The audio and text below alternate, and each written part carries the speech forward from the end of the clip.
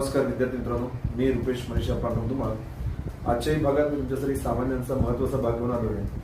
त्यात चालू घडामोडीचा महत्त्वाचा मुद्दा आणि जीएसचा एक काही मुद्दा त्यात घेऊन आलोय.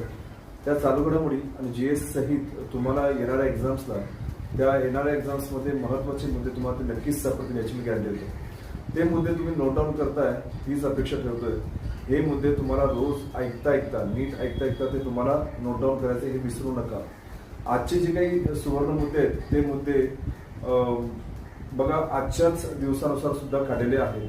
तर ते मुद्दे कोणते कोणते ते बघूया. चला, 2026 हे कोणते वर्ष म्हणून साजरे केले जाणार आहे तर आंतरराष्ट्रीय महिला शेतकरी वर्ष म्हणून. आंतरराष्ट्रीय सहकारी दिवस कोणता तर 5 जुलै. पहिल्या महिला लढाऊ विमानचालक कोण तर आस्था पुनिया. राष्ट्रीय सडक सुरक्षा सप्ताह कोणता आहे, कधी असतो तर 11 ते 17 जानेवारी. पहिल्या रोड ट्रेनला, बघा हा एक महत्वाचा पॉइंट आहे, पहिल्या रोड ट्रेनला या ठिकाणाहून हिरवा झेंडा दाखवला तो आहे नागपूर.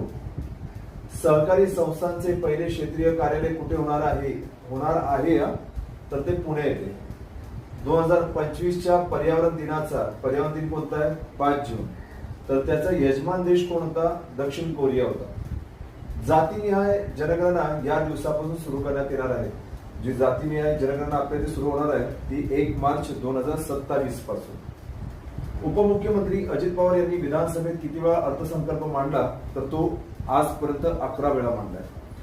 हेच मुद्दे तुम्हाला मी सांगतो, ते मुद्दे तुम्ही नोट डाऊन करून ठेवा. चला, मी रोजच व्हिडिओ अपलोड करायचा प्रयत्न करेन.